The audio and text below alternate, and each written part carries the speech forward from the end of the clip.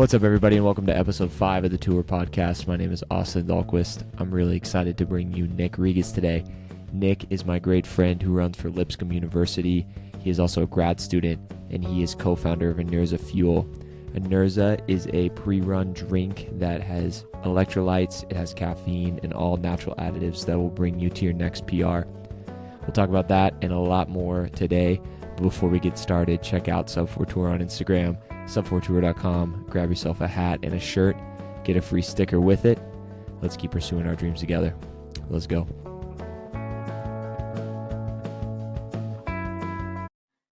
Nick Regas, welcome to the Tour Podcast, episode 5. How are you doing today? Hey, doing well, Austin. Thanks for having me, brother. Man, so honored to have you on. You and I met officially this summer in Boulder, Colorado. You were out training with your teammate Brady, getting ready for your last year at Lipscomb University.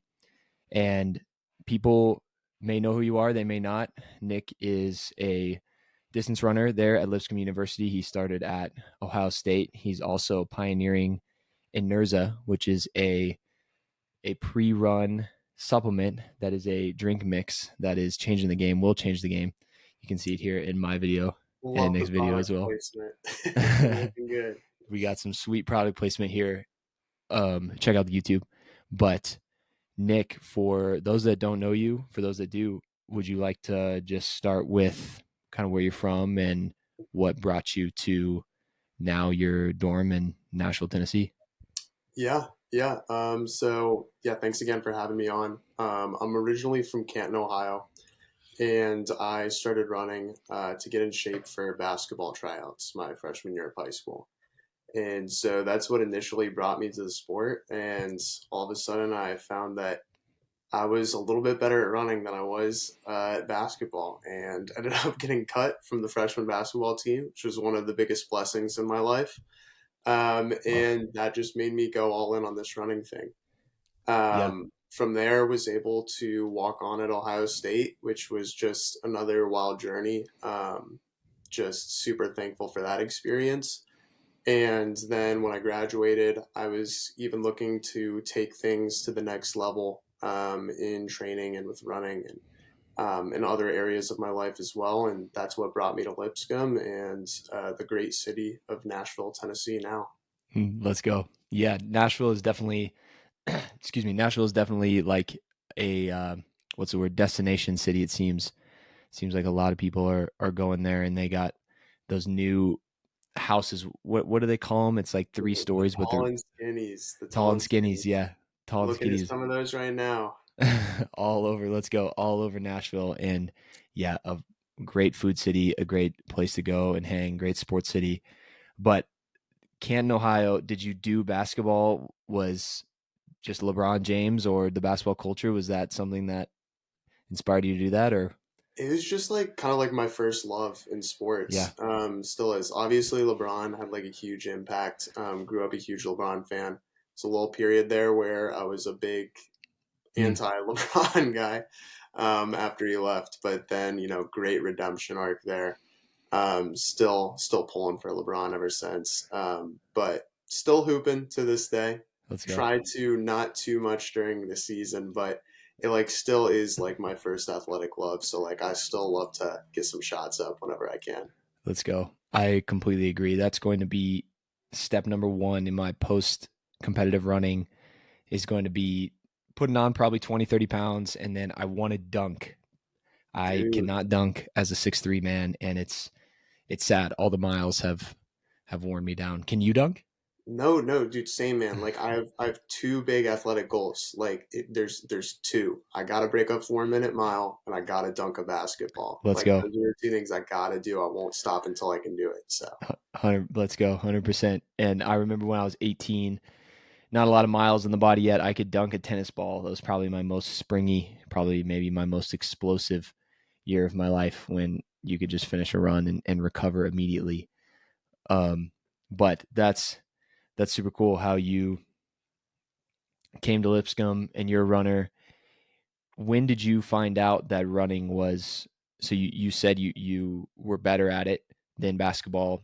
When did you find out that maybe it was something that you could take to the collegiate level? Was there a specific race or maybe just over time? Yeah, I'd say like my senior year of high school, I dropped from 4:35 in the mile down to 4:19, and that was kind of like at the time I like wasn't planning in running in college. And then once I kind of had that big jump, I was like, okay, maybe I should look at walking onto the team. I was already going to go to Ohio State for school. When you grow up in Ohio, like to be a Buckeye and then to play sports like and represent Ohio State University is just the coolest thing ever when you're growing up in that state. And so I had the opportunity to do that. I always thought that it would be on the basketball court growing up. Like that's definitely what I was envisioning as like a 10-year-old, like shooting buzzer beater threes in the driveway. But Oh yeah. um, I'm happy with the way things played out. It was a pretty amazing experience. Yeah. No, that's awesome. I mean, you hear about Ohio State from all the other states, and I personally moved around a lot growing up, so I didn't have as deep a ties as it sounds like you did to Ohio State, but that's got to be pretty cool just representing, yeah, your state's flagship school and I mean literally the Ohio State. Pretty awesome. Why did you have the opportunity to continue running for Ohio State for grad school? Because you're pursuing your MBA right now. What was your undergrad degree? It was also in business. It was in Cool. business administration. So I've Yeah. always kind of been drawn to business and have enjoyed studying it. But yeah, I did. I think like at that point, I was just ready for something new. I had lived in Ohio all my life, and at a certain point, you want to escape Ohio. So it was my time to experience something new, and I had this opportunity arise to come to Nashville, run with a new group of guys under a new coach, come to a new place with a new culture, and just experience new things. And I jumped at the opportunity, and it's been a major blessing. Have some amazing teammates, amazing coaches, have met amazing people in Nashville. And so just super happy with the decision that I made, Let's but go. still thankful for my time at Ohio State nonetheless. Yeah. What was the hardest thing about leaving that familiarity of being in Ohio and maybe Ohio State to come to a new state, new program and everything? Yeah. So everyone's probably familiar with what Ohio State's like. It's a big public school up north, and I transferred to a small private Christian school in the south. So really big culture shock coming here initially. I'd say that was like a challenge, was like adjusting to just being in such a new place at first. But it's really been a cool opportunity to get out of my comfort zone and interact with people that I wouldn't have interacted before, be exposed to new ideas and new ways of things, new ways of doing things that I wouldn't have had the opportunity to experience before. So it's been really different than my time at Ohio State, but in good ways. Yeah. I think that's so important. I mean, like you said, leaving where you're from or just going to travel or just talking to different people that you're around. I mean, sometimes what you do, you get put in a bit of a bubble as runners. We're kind of in this bubble, and maybe you're an accounting major and you're in an accounting bubble, or you're an artist, and but being in the place surrounded by similar people all the time can sometimes deprive you of a lot of experiences, a lot of perspectives. And I think about my trip to Europe in 2019. I went for 2 months, and I'm so grateful I did because I just was able to see the world literally, and then also be in contact with so many different people and places and things and how they do life. And it made me miss America, but it also made me appreciate the world at large and how big and crazy the world is. And yeah, for you, it was just a couple states away, but like you said, like completely different, um, complete different setups for you. But Lipscomb is definitely an up and coming program. I feel like they've had a lot of great runners these last few years, yourself included. What has been your favorite thing about being a part of that team?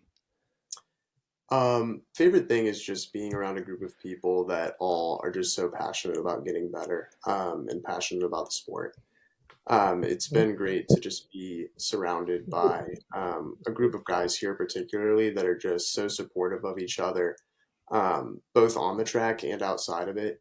It just makes for an incredible team culture where everyone's just pushing to better themselves, and that's just been a great experience here.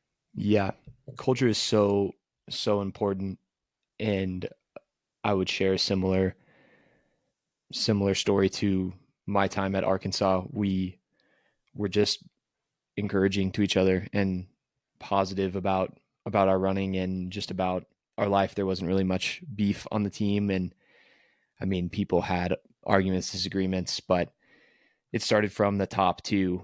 We were never told that we were bad runners or that we were doing things wrong. It was just all positive affirmation, and at least for me, that went really far and just made me kind of dream and believe kind of outside of maybe what I was capable of.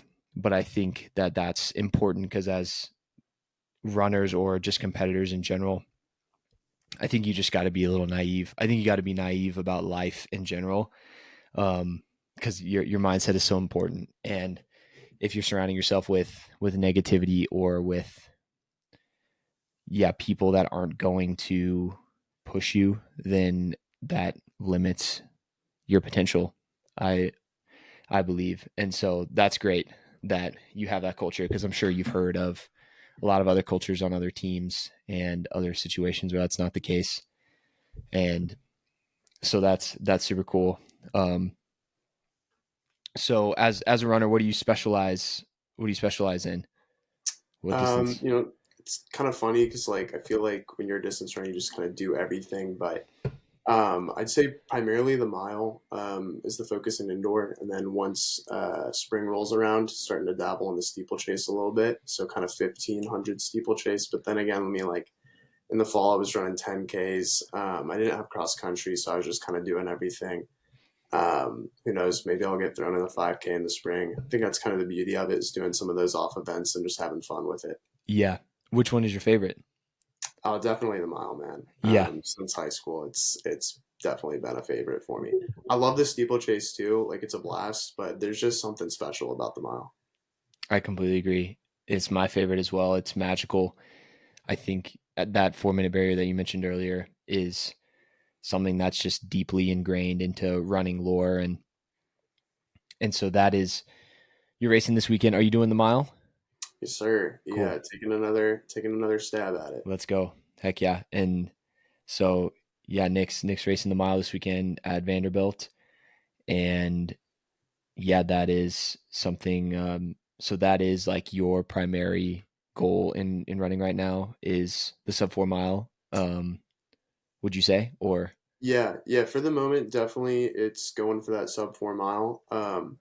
Thing is like if I don't get it this winter, I mean, like I'm gonna go for it every race I'm in. Like I'm gonna take that push and really put myself in it.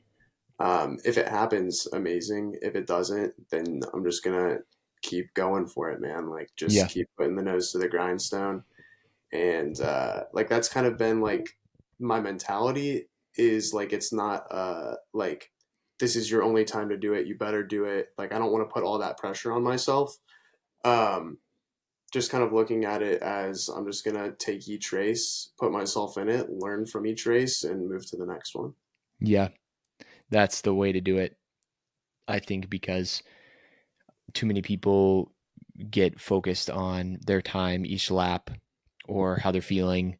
Um, but I think if you just approach every race and try to win it and do everything you can, then good things happen. You'll eventually have breakthrough. I know your last one, you didn't run as fast as you wanted, but you put yourself in it. Yeah. And I truly believe you keep putting yourself in that position that you'll just have a huge breakthrough. And so, yeah, that's awesome. Outside of the sub 4 mile, what are your goals in the sport, time wise or place wise, or and then maybe outside of the times and the place and all of that? What are your goals for running? Yeah, I mean, Honestly, that's something that I'm still kind of figuring out, being in that weird spot where, I've got my last collegiate season left. And then from there, like just figuring out what those goals are. I think I need to sit down and just keep looking at it. But regardless, I know that this is something I want to do for a long time.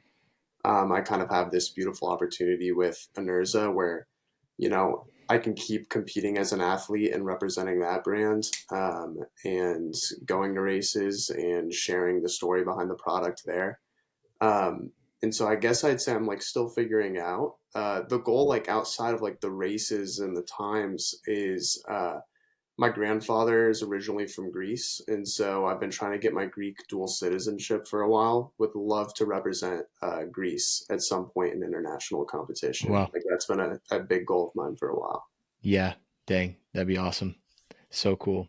Before we get into Enerza, what about your family? Do you have siblings, and is your family still in Ohio? Maybe talk a bit about them.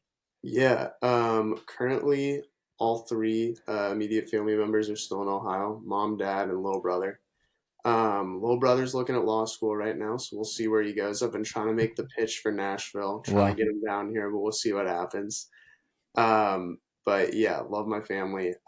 They've been just the biggest supporters, whether it's been running, whether it's been a NERZA, school, whatever it may be. Would not have accomplished anything I've accomplished without my family. Let's go. And it sounds like your little brother is pretty smart.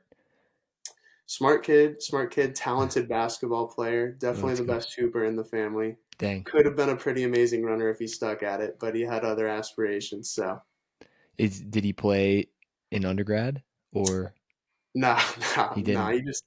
It's funny, like when you're Greek, there's like this like big Greek church league that like for a church league, it's surprisingly very competitive. So like for him, he was like, I'm not gonna play in high school. I'm playing in this Greek church league because honestly, there's more glory in that than the high school Amazing. leagues. So yeah, that was what we both did. We played basketball together throughout high school in that league. Wow. That's cool. I would love to hoop with you and your brother. I mentioned smart little brother because my little brother works for Tesla, and Oh he's dang. he's way smarter than I could ever be. And my older sister is really creative, and she's also she's also really smart. She's getting another master's degree right now in religion, but she has like really amazing writing skills and art skills. And so it's just funny kind of how the genes split between the three of us. It was like I was given the running, and my brother's super smart, and then my sister's creative.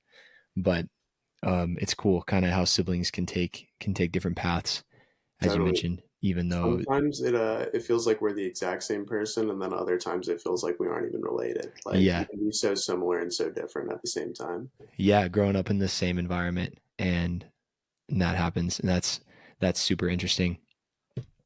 Before you mentioned church. Where does your faith play into your life? Yeah, so I was raised Greek Orthodox since I was a kid. Growing up, it's a pretty like for those who don't know, it's pretty similar to Catholicism. Um, but it's like a pretty complex religion, and like church is like half in another language. So I didn't fully understand everything growing up. But it's been one of those things where throughout high school, especially throughout undergrad, was able to learn more about my faith, got connected with some great people that were able to help me. And then, especially transferring to Lipscomb, that was just another opportunity to grow in my faith, especially alongside like the group of guys on the team here. That are continuously, pushing me outside of my comfort zones, and just being a great support system. And so I'd say like my faith has become much more like important in my life as it's gone on, and Yeah, it's become a bigger part, which is great. that's awesome. Yeah, who you surround yourself with is so important. And you've heard, I'm sure, and I believe I've said it on this podcast too. You're the sum of the five people that you're around, and doing life, especially in faith, is huge in community because you have people to hold you accountable. You have people to call you out in a righteous way. Like you want to have strong people to look up to, but also pick you up when you're down. And I know for me personally, I'm so glad that I've had really strong leaders and friends in my life, with the faith or not in the faith that have called things out of me and made me a better man, a better person, a better man of God. But that's awesome that you have that community there at Lipscomb. But we've hinted at it a couple times. Enerza, the packet sitting behind both of us. Tell us about Enerza, the origins of it, and kind of where it's at now, and then maybe where you see it going in the Yeah. future. So in short, Enerza is pre-workout re-engineered for endurance performance. And so the original formula was created by my business partner, Grant O'Callahan. Grant is an incredible runner. He qualified at nationals and cross country as an individual during his time at Lipscomb. And the reason he initially started, creating his own pre-workout was traditional products were giving him all of these nasty side effects. And that's something we even talked about over the summer. I remember you were talking about how artificial flavoring agents can give you like headaches and mess with, your health as well. And so he was experiencing those same things, wanted to create something that had all the good stuff, none of the bad. And that's where he started creating his early, formulas of Enerza. Fast forward a couple years, I transferred to Lipscomb. Grant had graduated from the team at this point, but he was still around Nashville. And I just heard like the legends of his secret stuff, and that got him to nationals. And I was like, all right, I got to try this. And when I started using it for like my workouts and races, I just kind of immediately noticed that it was something pretty special that a lot of runners could benefit from. And so we talked about it and we saw that our visions aligned pretty closely for what we had in mind for the product and building a brand around it. And that's kind of how the partnership was formed. And we just kept getting samples to people, gathering feedback, kind of perfecting the formula. And a little over, like a year and a half later from when we met, we've got that bag sitting next to you. Yeah. We just launched last month. So it's been a pretty crazy process to get to that point, but Yeah. happy to like finally be there where we have a finalized product. That's super cool. Yeah. And that's one of the main reasons you were in Boulder basically was to come and give out samples, which is awesome and huge and something that people maybe don't know or realize that they have to do in the early stages of having a product, whether it's a consumable or not, is you kind of got to just get it in people's hands and taking that cost blow at the beginning. But how did the process go? Like, was it pretty seamless when you were getting it into production? How do you even source the materials for it? Because would you like to read off everything that is in an Enerza packet? I'll spare everyone the long rant, but it's a mix of a couple key amino acids, electrolytes, a couple natural extracts that help with the mental performance side of things, and a bit of caffeine to Yeah. get that pep in your step. But in terms of the process of putting that all together, man, it was a rocky road. Like I said, it was a little bit over like a year and a half process. And throughout that, we were working with a local manufacturer that's an industry leader in supplement manufacturing. And, there would be times where just things would go wrong, to put it, shortly. Like either like, packaging or compliance or working with something with a trademark. And there would be these huge, like month-long holdups. And we would get quotes like, hey, the product is going to be done by this date. And it would be a month later and we wouldn't have heard from Mm. the group we were supposed to hear back from or something like that.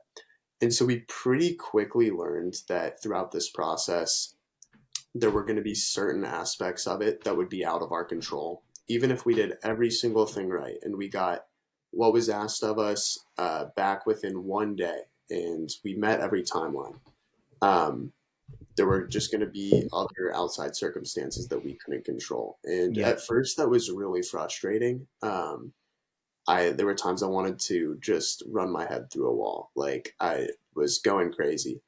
But when I kind of like realized that, okay, when these things you can't control, like you just got to drop them and focus your energy on other areas that you can control. And so that's when we did things like going out to Boulder, and having conversations with people and networking and getting the product out. It's when we like were preparing Instagram posts or like figuring out what our like logo would look like and our marketing would look like. Really just like focusing the energy on areas we could control. And so that was probably like my biggest takeaway through the whole production process, and just probably the biggest lesson overall that we've learned so far is really just controlling the controllables and dropping everything else, or Yeah. not dropping it, like still pay attention to it, but like don't lose energy on it. Yeah. How does that even start? Did you guys just start Googling connections in the, like you mentioned one of the leading supplement producers is local there to Nashville? Yeah, we got pretty lucky there. Yeah. We got really lucky. That's cool. um So yeah. how does that even begin? Because when I think about, or maybe other people have thought about, like, oh, I would love to make this chocolate chip cookie, or like, oh, we need to make guava flavored, maybe a guava flavored Gatorade or something. Like, Hmm. how does that even begin? Where do you get the Yeah. ingredients? How do you bring it Yeah, together, kind of thing? the internet is your friend. Yeah, look stuff up as much as you can. For us, it was a little bit simplified because we always knew we wanted to work with the highest level of athletes. So we knew that we needed to get either NSF sports certification or Informed sports certification. And so that like kind of narrowed our search down to factories that had that capability to Hmm. get that certification done. And then that's where I kind of mentioned we got lucky that we had one locally.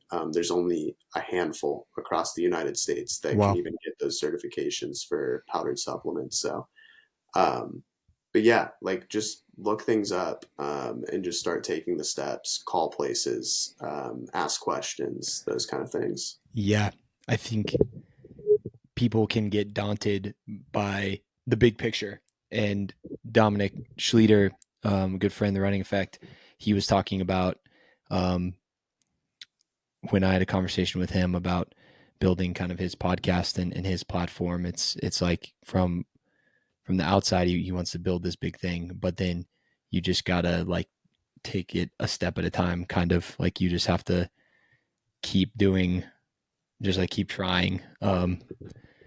Especially when you're passionate about it and you believe in it, because then it's not it doesn't feel like such a burden. But I'm sure, yeah, you have tons of stories of running into roadblocks and like it not being as easy as you want it to be, because yeah, it'd be really nice to just go to a website and be able to plug in all of the ingredients that you want and have it spit Hmm. out or something. But Yeah. yeah, and so how do you so you are creating the early product, and then you're deciding to add different things into it. How did that process work? How did you Yeah. decide So which ingredients to add in?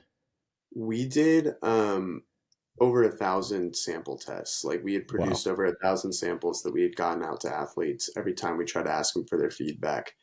And basically, what we would do is we would play with like the levels of caffeine or the levels of electrolytes, other ingredients like L-theanine, which is one of those natural extracts found in green tea. It helps like combat the jitteriness of caffeine. Anyway, we would play with the levels of those and just get the feedback from athletes every time. That way, we could find the sweet spot for the levels of those ingredients. And that's, kind of how we were tweaking that formula during that time. Yeah. Um, and so, yeah, everything we did, we were trying to keep, the end user in mind, which is, athletes like yourself, collegiate athletes, high school athletes, professional athletes. Yeah, that's super cool. And so you guys have an Instagram, a website. Are those the two places that you operate out of primarily? Yeah, right now, Instagram and our website, both are Enerza Fuel, ENERZAFUEL. So that's like the Instagram tag, and then you just add a .com at the end if you want to find it online. Yeah, let's go. Heck yeah. So that's, you're doing that. You're getting your MBA right now. You're also trying to be a full-time competitive runner.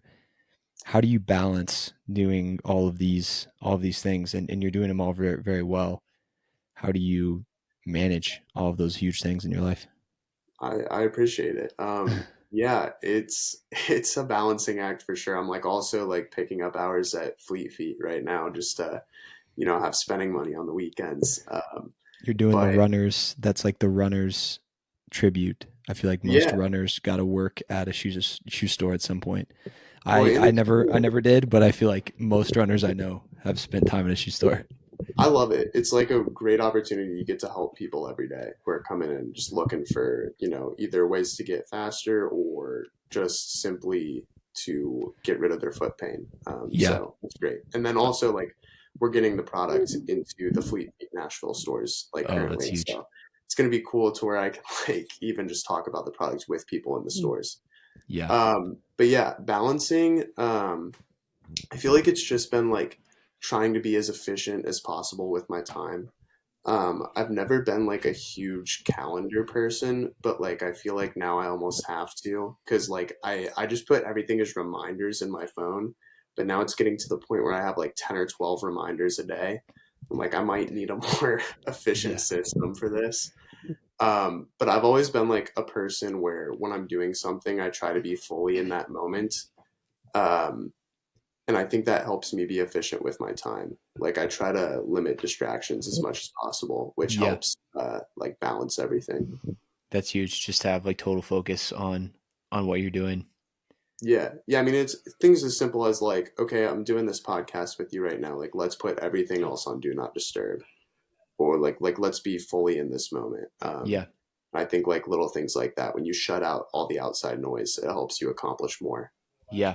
I believe that's important because at least for me, I'll spend a lot of my life looking ahead or like planning ahead and not being there. But that can be overwhelming because you're doing what you're doing currently, but then you're also thinking about what you have to do later. Why not just You try to do what you do right now You excellently, mentioned you know? something earlier that like really caught my attention. You were talking about how like you can have these ideas like, something like 5 years down the line, but you said it's important to just take the next step. Yeah. And I think that like that's such a good point that you made. Like I'm the same way. Like I'm like an idea guy. I like to think about where my running's gonna be or where Enerza is gonna be or what my life is gonna look like a couple years down the line. But really like the important thing is just to be like fully present and just take the next step, Mm, whatever it may be for whatever tour or whatever journey you're on. Like yeah. just take that next step. Yeah. And It's a big piece. yeah. And sometimes the first step is the hardest. Like, I don't, I had zero idea what I was doing with this podcast. But it's along the way. And I think about coming to Boulder as well. Like, I'd never lived here before, but I knew that I was still being called to running, and things kind of came into line with my work and with my roommates, and I just kind of jumped in the deep end. But that was hard, leaving something that I was in Arkansas for 5 years, and to that point I had running like basically given to me on a silver platter in a way. But yes, in much like also a morning run in the cold or studying for a test, like you just have to sit down and take that step. And you'll be surprised what you can do once you're doing one thing at a time. And so yeah, that's super cool. And a good way to think about it, being present. I know that's something that I think a lot of people need to hear, because especially for me, like sometimes the days can just fly by, and you wanna be able to enjoy them and embrace them. Especially when you're in your last year of college. It's like, Yeah, man, like even though I've had 6 years, like I'm still like, wow, it just feels like yesterday. Like I was arriving on Ohio State's campus. Like yeah, it really does fly by. it's It's nuts. cliche, And but it's true.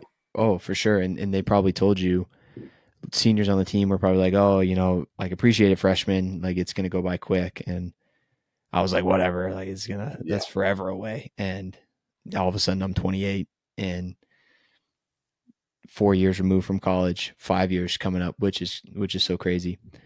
But so you're an entrepreneur with Enerza.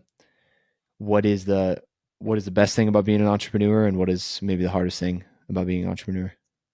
Yeah, the best thing I would say is all of the possibility, and also that like I get to work on something that I'm so passionate about. Working, like 40 hours on a Enerza feels like working 10 hours on something else. It's like I'm truly doing something that I love for a group of people that I love, with people that I love. And so it's just such a blessing that like I've always wanted to do something in the running space. I just never knew like what it was going to be. At first I thought I like really want to go work for Nike or Mm, something like that. Now it's cool. We're talking about partnering with Nike to like put on an event. Like wow. it's not kind of like, yeah, not working for Nike, but working with Nike. Really cool, like full circle moment. Yeah, But that's definitely the best part is just having the passion behind it and getting to like really love what I do. Um, the worst part behind it is the amount of uncertainty. So it's kind of mm, like a double-edged sword. Like there's this whole world of possibility, but with that, like there's a lot of uncertainty with it. So like, I don't know if Enerza is gonna be around for 50 years. Like I sure have a lot of like belief in it, and I believe it will, but I don't have that guarantee. Like I'm currently like we don't make enough for me to pay myself for it. So like I have to figure out how I'm gonna provide like income for myself after I graduate. Things like that. That were like if I were to take like a standard job, then I would have that level of security. yeah, Um, so it's like the possibility is simultaneously the best and the worst thing with it. 100%. But I absolutely love what you're saying. I want to clip what you said because that's really one of the hearts, maybe the main heart behind the tour is people pursuing what they're passionate about, what they're called to do, and what sets their heart on fire. Because I believe I've talked about it in other podcasts or on my page or something, but the amount of people that I talk to that aren't loving what they're doing, or they've given up on their dream, or they just don't see a way to do what they want to do in life. And the tour is all about encouraging them to lean into that. And maybe it's something where for you, maybe a Nerza doesn't pay your bills by the time you graduate. Maybe you get a bigger job, or a big boy job, but then a Nerza turns into something that can pay your bills, and maybe just takes a little longer. But Hmm. some people don't maybe have the courage, or don't even know where to start when it comes to that. Like maybe there's an artist out there that tried to do art but couldn't, works an accounting job and hates their life. It's like, well, what if you just started painting on the weekends? Or what if you went to some art shows or something? Like, as we've mentioned several times, like take that step toward it, and like put time towards something that you believe in, that you're passionate about. And I know that people, everybody has talent, everybody has goals. And so how can you leverage that to do something that you want to do? Because everybody should be doing what they want to do, there 100%. Like take the step, and then the other piece of advice that I would like give is like have your eyes open for the opportunity. yeah. Like Enerza wasn't my idea. When I first moved to Nashville, I was working downtown in finance, and it was like a good job. I just didn't like have the passion for it. Mm, And I just remember like sitting in that office and thinking to myself, like, I don't think I can do this for the next 40 years of my mm, life. Like, I need to like start looking for some other avenues. Like, I need to start like really thinking about this a lot. And then I just so happened to meet Grant like during that exact same time, who let's has go. this idea. Um, and like my eyes were like I'm if I would have met Grant and just tried it and I wasn't thinking about that already, I might have just been like, oh, this is good. I'm just gonna like keep having Grant make this for me, like and keep using it in my races and like, okay, great, I found this thing. But because like I had my eyes open and I was actively thinking about that, that like Yeah. allowed me to see the opportunity and the potential in it, and Yeah. turn it into something bigger. That's so good. 100%. Like being willing to step outside of your comfort zone, keeping your eyes open and knowing that there's more out there. It's not to say that you can start doing, exactly what you want to do right away, maybe especially out of school, or especially if money is tight or something. You can certainly work a job maybe that you don't like, but maybe you're out there and you're messaging or emailing or writing companies that you want to work for, or talking to people that you want to maybe be like them, or you want to work in the same sector they are. If we're talking about work, I mean, mentorship I think is a huge thing, and just knowing what you want to, like, spending time taking stock of, like, okay, what do I want? What do I want to do? What am I good at? And, like, how can I use this? And like you just said, you wanted to be, for the longest time, you wanted to be in the runner space, and yeah, you took advantage of that opportunity. And I even think about my dad, who for 2 years he worked a consulting job in Minnesota, and he wrote a letter every week to BNSF, which is a railroad company. And he was a civil engineer in college, and his dad worked for BNSF, and he interned. My dad interned for BNSF, and he wrote him a letter every single week. So he wrote over 100 letters, 112 letters in 2 years. And they finally reached out to him after the 112th letter, and they were like, "You can come. Like, we have a position for you." And so, maybe that's something that you do. Like, maybe you just got to grind for a little while, or maybe you got to do something you don't want to do to pay the bills, You or got to to be get, gritty.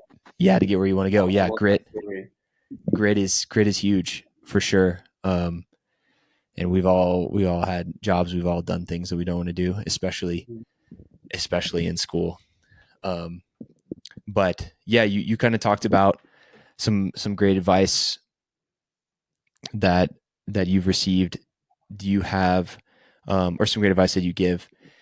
Do you have advice, maybe more advice on top of that you can give, maybe through your life experience, whether that's learned just through your life, through running, through Enerza, um, advice that you could give, and then maybe some of the best advice that you've received that you could share?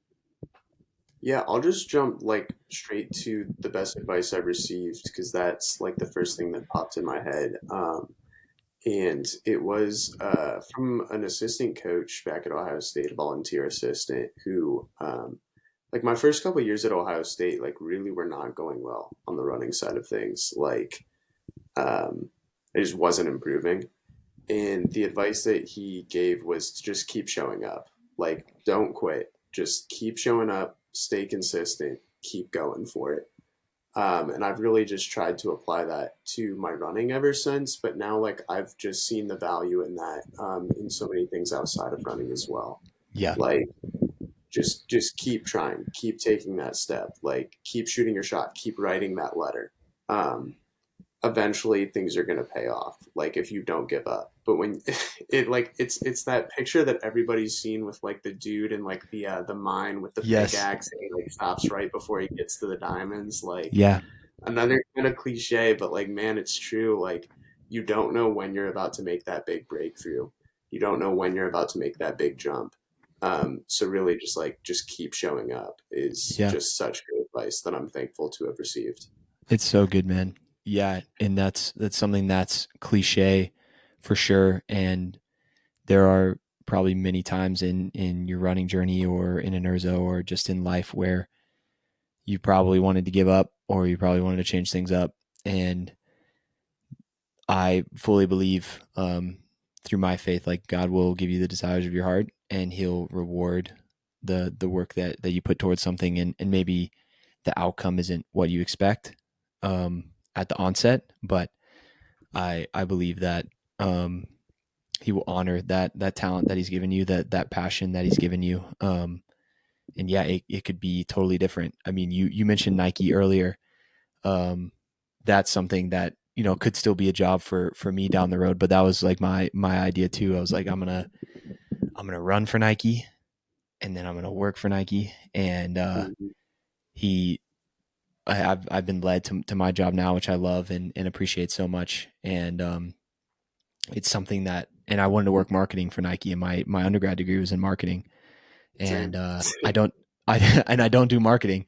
I work operations, and it's like, it's way better. I couldn't imagine myself doing marketing right now. So I just kind of like leaned into what I thought I liked, and I got led a different way. But all that to say, yeah, could keep going, because there's going to be times where it's going to be really hard. Do you have a time that you can think of where you felt kind of like, man, like this sucks? Like maybe it was an injury, or maybe it was the production facility at Enerza. They just weren't replying to any of your emails, or do you have Yeah, a story like that? I would say like last spring as a whole, like the running side, the Enerza side, um, just kind of life, like it just was one of those times where it felt like everything was going wrong. Mm. Um, with Enerza, like it was in that period where things weren't moving forward with production, and it felt like they maybe never would. With the running, I was like putting so much pressure on myself, and like just blowing up in every race, from all this pressure I was putting on myself. And it just kind of felt like there wasn't like I kind of had like this like doomer mentality where like it felt like there wasn't a lot of hope. And honestly, like it was one of those things where like, okay, for me it was okay, I'm not gonna give up. Like I'm just gonna keep going. But like I can't give myself the credit for like what pushed me through it. Like it really was the people I'd surrounded myself with, the coaches and the teammates and my family. Um, like that's what got me through it. And so like I think like we talk about, like the people you surround yourself with is really important. Yeah. So surround yourself with people that even when you are going through those really tough spots, they're going to help pull you out of it. Yeah, that's huge. So now when you're racing, and you've mentioned that you've had the Enerza's now live, and now you've shown improvement with racing. You're healthy. Third place in the Pearl Street Mile this summer out in Boulder. Um, how do you think your mindset switched from there? Because you said you were putting a lot of pressure on yourself.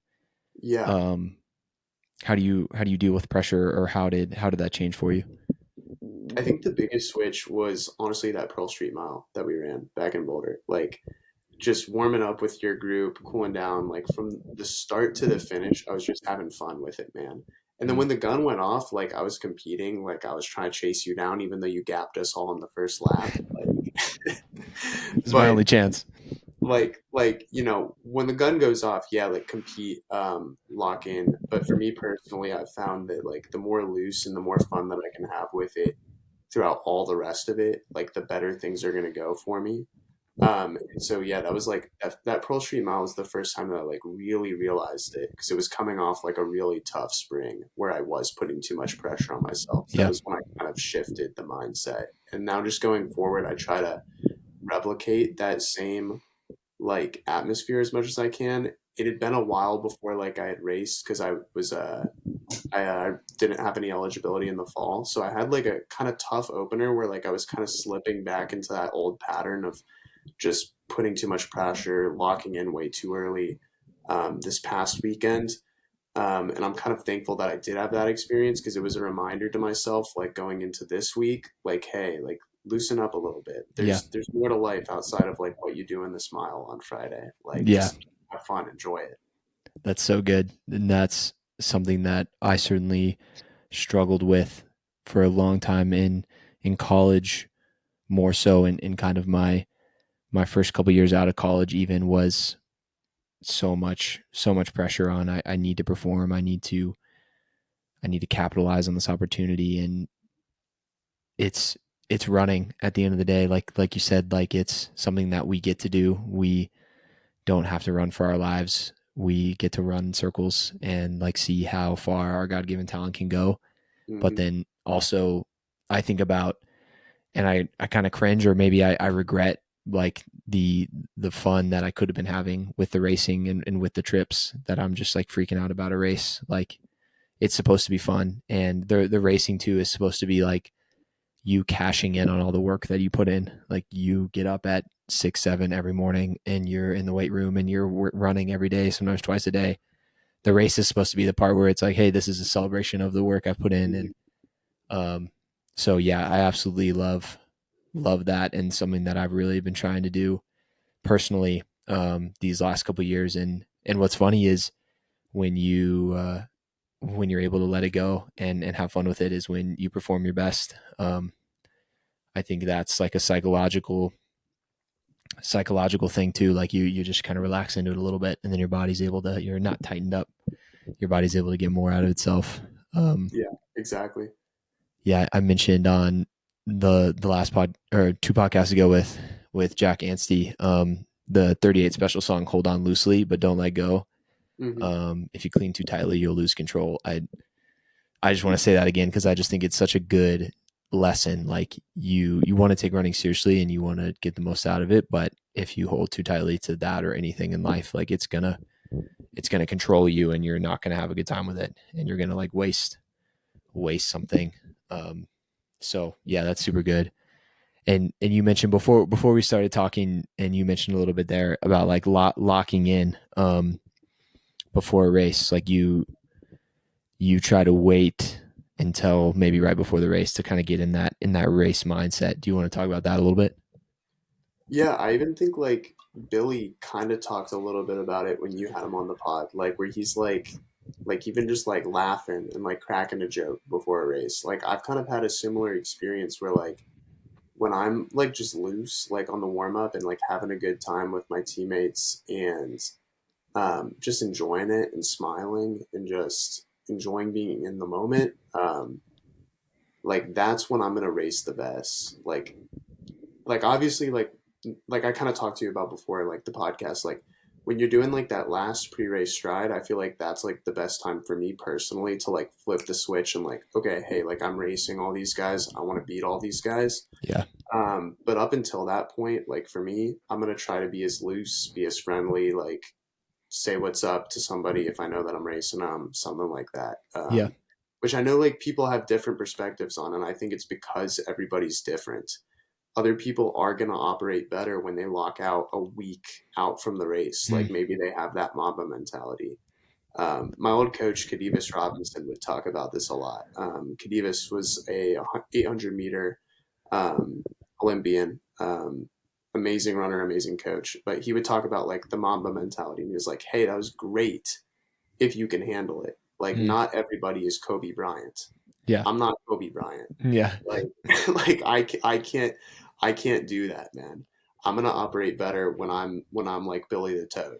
Like, Let's go. that's when I'm gonna do a little bit better. Yeah. And so I think it's like figuring out what type of athlete you are, Yeah. and figuring out what you operate best with. For sure. What works best for you? Because I'm certainly not Kobe either, and I think about it kind of like a peanut butter and jelly mentality. Like peanut butter is maybe a little more rigid, a little more planned out, and jelly's kind of a little more go with the flow. Whereas Billy the Toad is certainly maybe the definition of jelly. Mm-hmm. But yeah, I certainly my personality and what I've found is when I'm organized and I'm locked in, but I'm also I'm not like mean mugging my competition before the race. I'm saying what's up. I'm dapping them at the line and everything even before we go. But I'm still like taking it serious and everything. But yeah, that's cool. And it is interesting how it works differently for so many different people. Outside of, so you're finishing school, do you have, you mentioned earlier, I'm that you aren't sure maybe what next steps are. Do you maybe have an idea or have any goals right after school ends going into the summer? Yeah, I'd say like I'm still gonna be running at a competitive level. Like I want to be like running big races in an Enerza singlet, like repping, doing well. Like the faster I run, the more people are gonna have eyes on that Enerza logo. They're gonna be curious about it. So like I see my performance as a way for me to like one like fuel the brand, but like two just continue doing what I love and continue competing at a high level. So the goal like definitely still is to continue running like at the highest level that I can. Yeah. On top of that, like it's also just to keep building this thing out, like try to expand the brand as much as possible. Keep working part time so I can pay the bills, but put everything else that I can into um, connecting with more people, having more conversations, building that network, and growing Enerza to what I like think. Grant and I talk a lot about like the saying we have is like a Nerza at every race. Like we have it written up in like our office. And like I really think that like that is only like 5 to 10 years away to where like we'll see this product at every single track meet, at every single marathon, whatever it may be. And so it's really just trying to get to that point. Like that's the big goal. Yeah. That's super cool. Is Grant still competing as well? Grant's been like battling like some injury stuff over the past 2 years, but definitely Dang. working to get back to that point. Grant is an incredibly talented and hardworking athlete, and so I think you'll be seeing him running fast again shortly. Yeah. Let's go. Is there a possibility that you'll move out of Nashville, maybe try to join a group somewhere else? Or there are some post collegiate runners in Nashville right now currently, correct?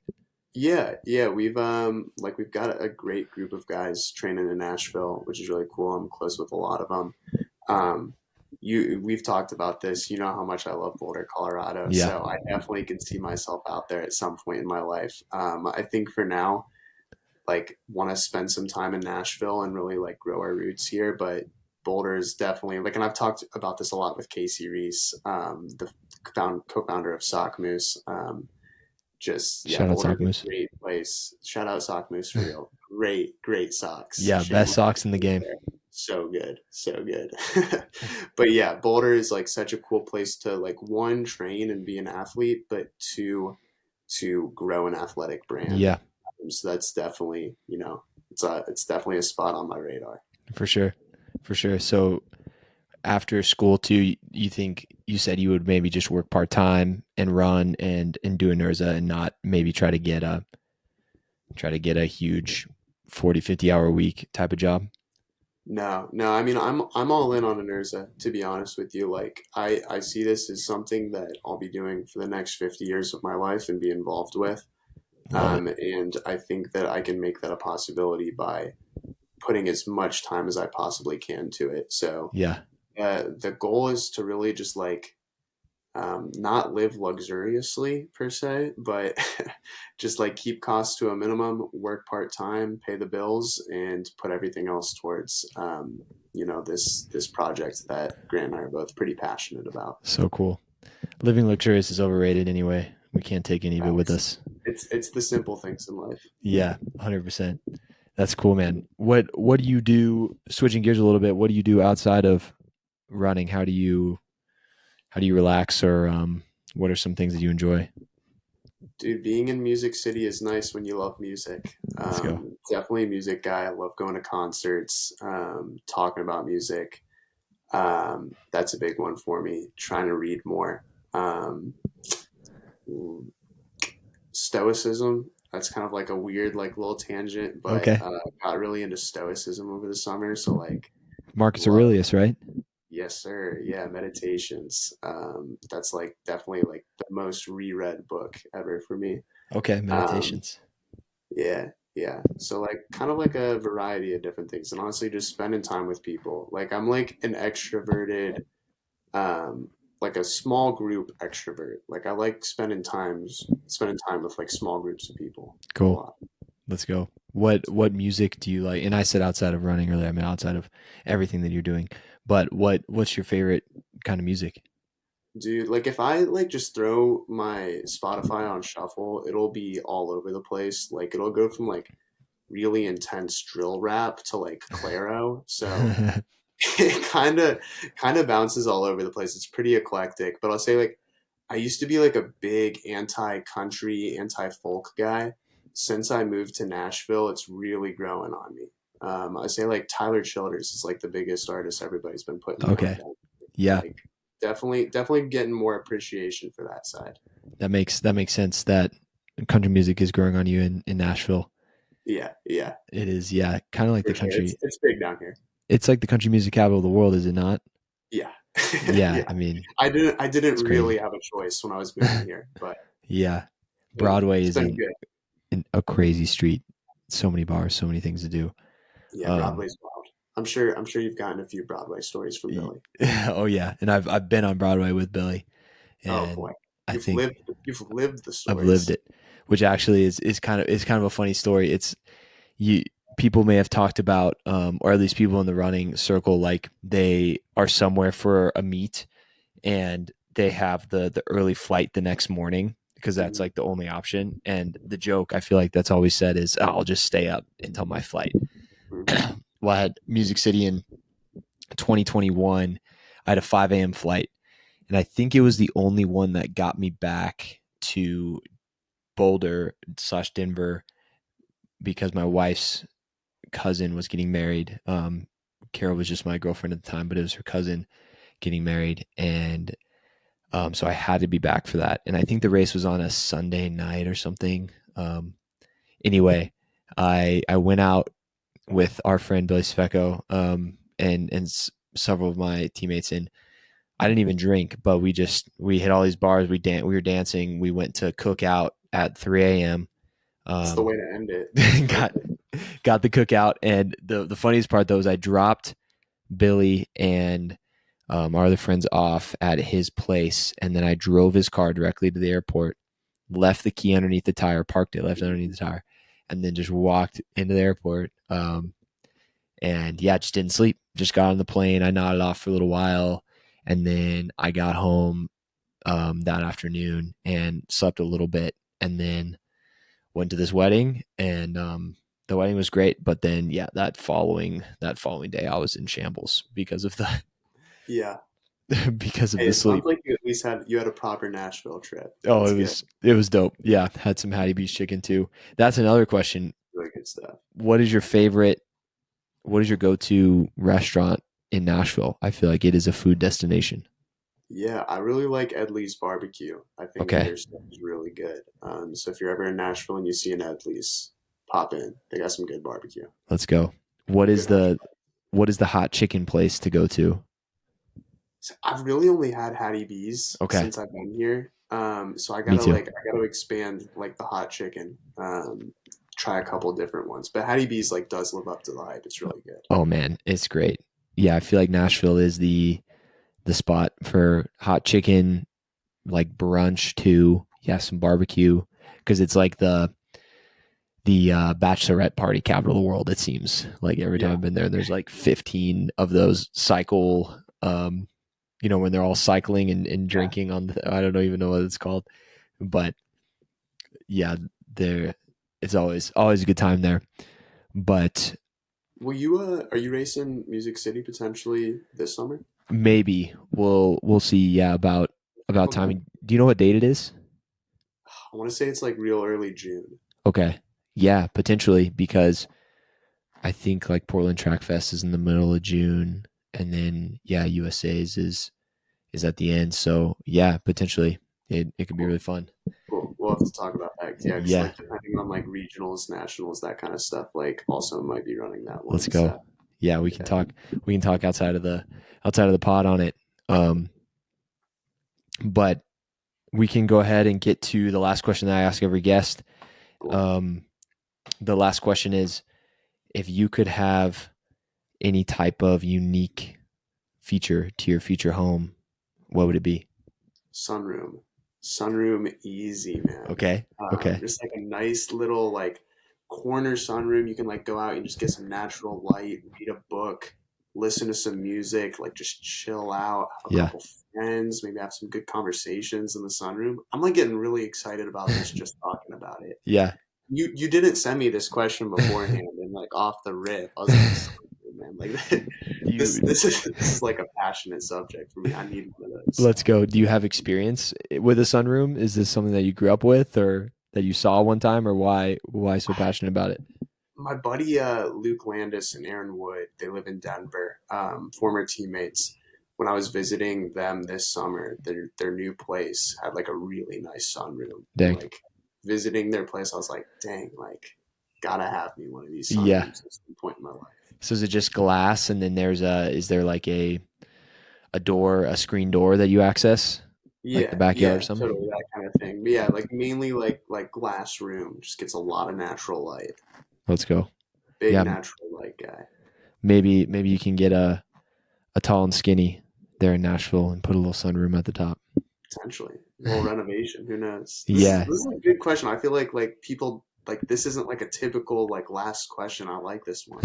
it's something that I love to think about because my wife and I are still far away from having a home, but I'm just really intrigued by unique houses and things that people do to the outside and inside of them.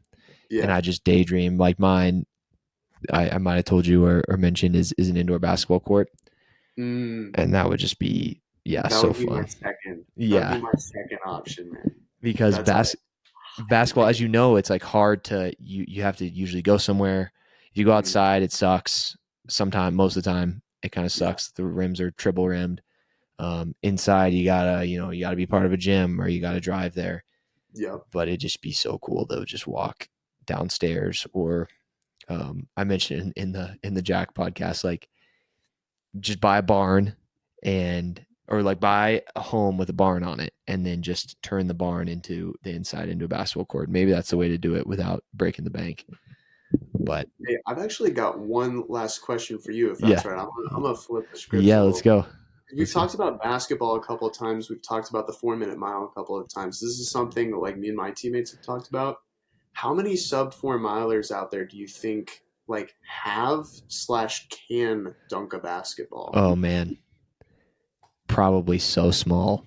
I mean, if you I think feel like about there's because gotta be more than you would think. I you don't think it'd be know. more.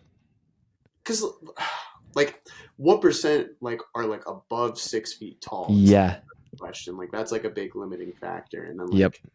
like also like distance running just kills your hops. Yeah. Yeah. And that's the I thing. don't Because know. are you 6'1"? Yeah, yeah, Yeah. And so it's just kind of rare because so many runners are under 6 feet or even like under 5'10". It's just kind of I guess maybe and I don't necessarily know why that is. Maybe it's just because they weren't tall enough or big enough for other sports, and so they took on running. But we're definitely a little taller, and so I think it's small. I mean, I think of a couple big runners like Chris Zielinski or Craig Mottram, mhm. but maybe Ollie Hoare is kind of tall. I think he's like 6'1" or something, Yeah. I maybe feel like six it would be two. like those like 800 oriented guys that have like a Yeah, little more like pop to them. Like yeah, my little brother, like I was saying, he's shorter than me, but he can dunk a basketball, and I think it's just because he didn't really fully pursue that distance running yeah, route. Like he's like he just didn't do it, and so I feel like he like has that springiness. So for sure. I'm like I'm curious about that. Like I want to know how many sub 4 minute milers can dunk. Yeah, that's a question. We gotta look at the list because I mean I think there's still less than 2,000 people that have ever done it. Hmm. And yeah, I think the number for US is like 730 something right now, and so it's a pretty small list. I bet if we were able to look up the stats, I challenge someone to look up the stats You gotta of start it. like asking people like over under 20. Like Yeah, 22 or something like that. I don't know. Figure out what the number is. That would be like a yeah. fun little question to add on. I think it might be. I think it might be under, especially in um if it's at the time of breaking four too. Like Yeah, maybe it can that's a be like good a Ryan point. Hall situation which is what I'm planning on doing, and maybe you are too. Like when we're done, Hmm. we're dunking. But Dude, box jumps out the wazoo. yeah, it's gonna be crazy. But um, yeah, maybe at the time of breaking four, it's very small. I bet maybe less than 10. But Nick, thank you so much for your time, man. How can people find you and plug Enerza again if you would like? Yeah, yeah. So Enerza, like look us up on Instagram. If you just search the name of it, it'll probably pop up. My Instagram is just my name, Nick Regas, Regas. Like, if you have any questions about Enerza, you can DM the Enerza account. You can DM me if you have any questions about like starting a business or anything of that nature. Like, again, just shoot me a DM. Would love to talk with anybody about it. Let's go. But yeah, dude, thank you so much for having me on. It's a pleasure chatting with you as always. Dude, it's been an honor. Grateful to be your friend and along on this journey. Yeah, first pod officially sponsored by Enerza Endurance Fuel, and so just excited to be there along with you, and here for you, man. Excited for what's to come. Appreciate everything, Austin. Thanks, let's brother. Go.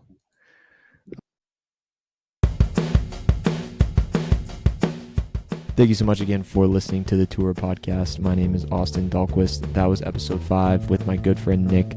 Hope you took some great things out of the podcast today. Remember, the Tour is about pursuing your goals with a rooted and hopeful mindset.